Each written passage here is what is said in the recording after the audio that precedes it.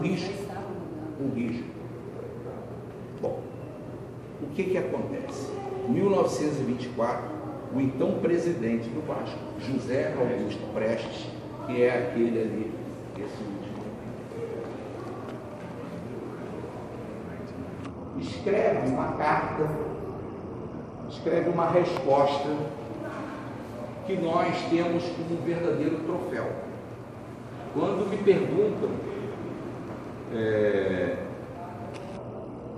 perguntam, quais são os principais troféus do Vasco, eu respondo: a carta que aquele presidente escreveu e o próprio estádio São Januário, esse estádio onde nós estamos.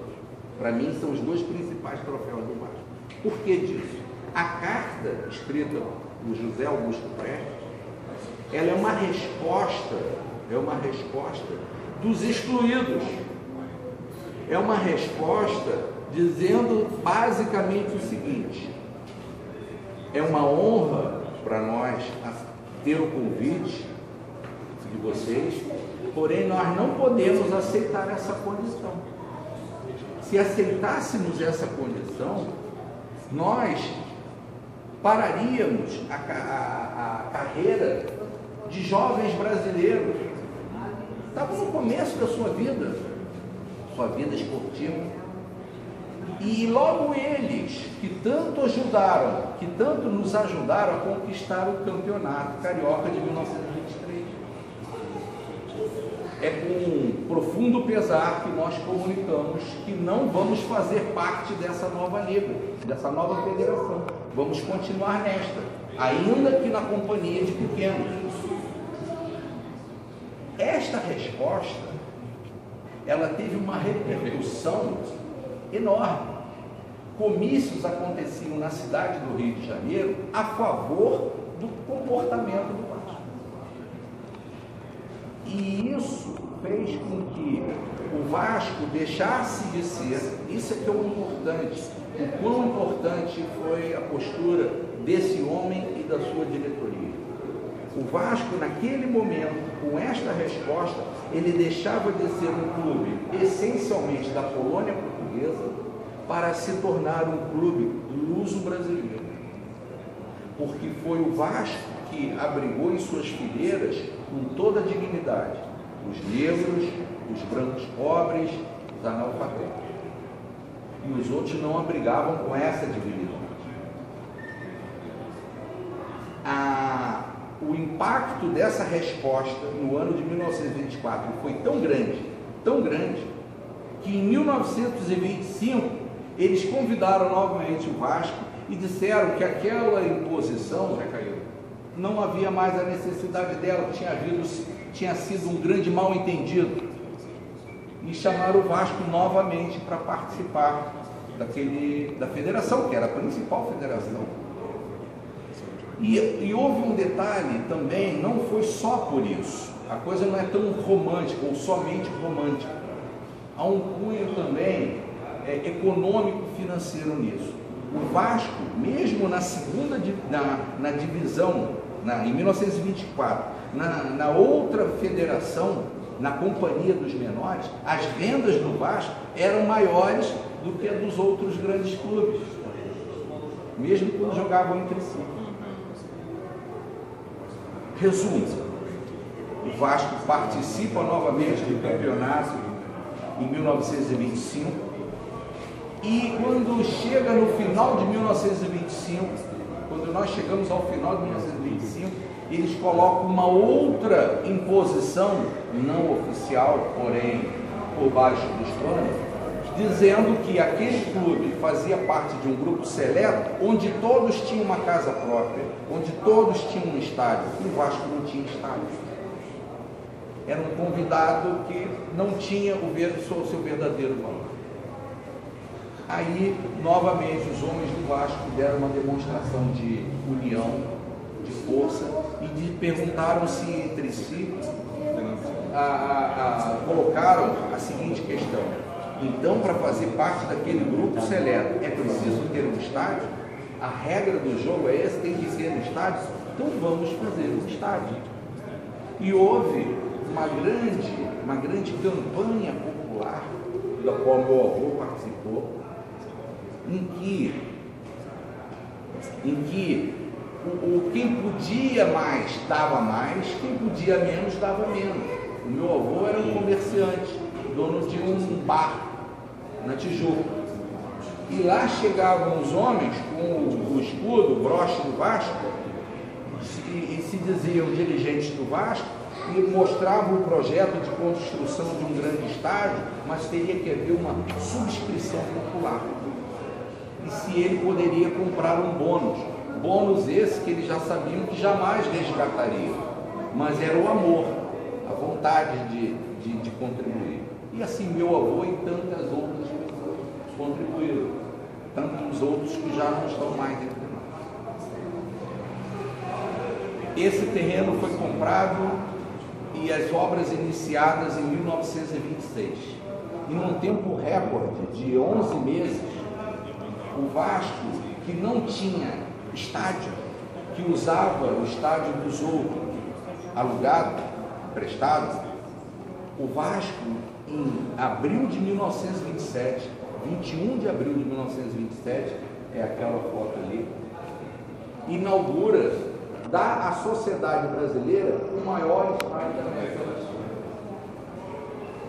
Então, vejam bem, em junho de 1926, o Vasco não tinha estádio. Em 21 de abril de 27, o Brasil tinha o maior estádio da América do Sul.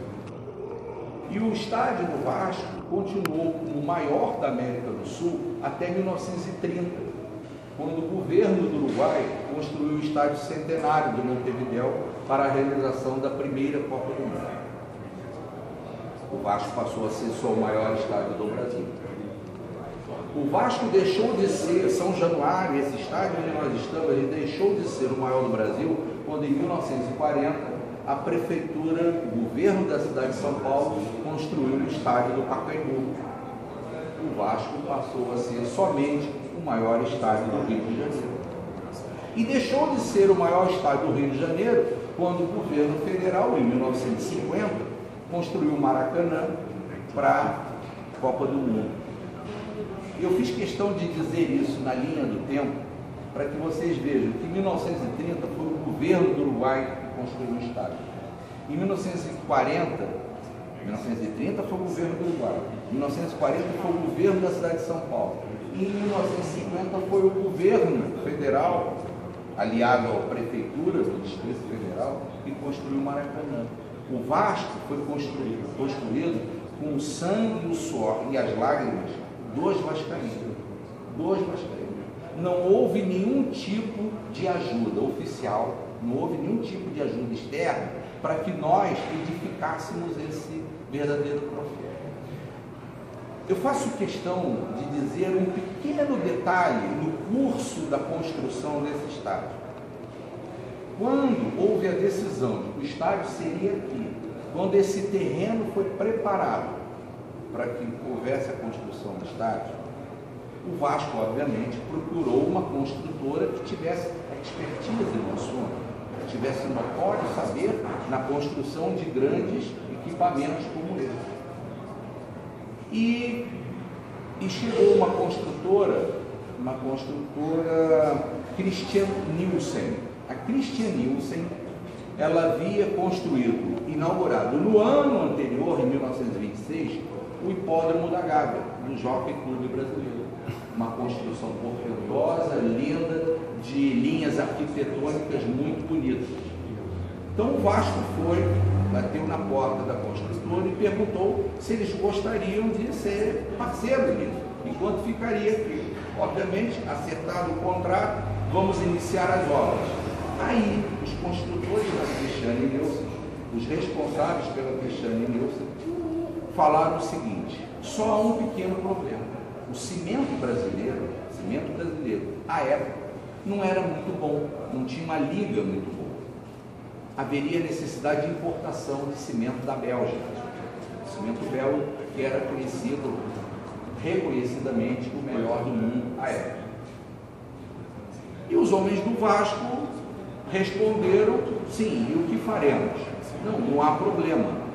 Por quê? para a construção do hipódromo da Gávea, lá do Jockey Club, nós também fizemos uma importação grande de cimento da Bélgica. E essa importação, ela tem que ser avalizada, ela tem que ser permitida pelo governo federal. Até porque ninguém vai importar uma saca, 2, 100 sacas de cimento, e sim milhares e milhares de sacos de cimento. Pasmem os senhores que quando o Vasco deu entrada nesse pedido de autorização para importação, foi negado. Então o Vasco lutava contra tudo e contra todos para que visse realizado o seu sonho. Então, já que o cimento belga não poderia ser importado, o que fazer? Qual a solução a ser adotada? Os homens da Cristiane e Nilson deram a seguinte solução: será feito com cimento brasileiro, entretanto, colocaremos mais pedra, mais...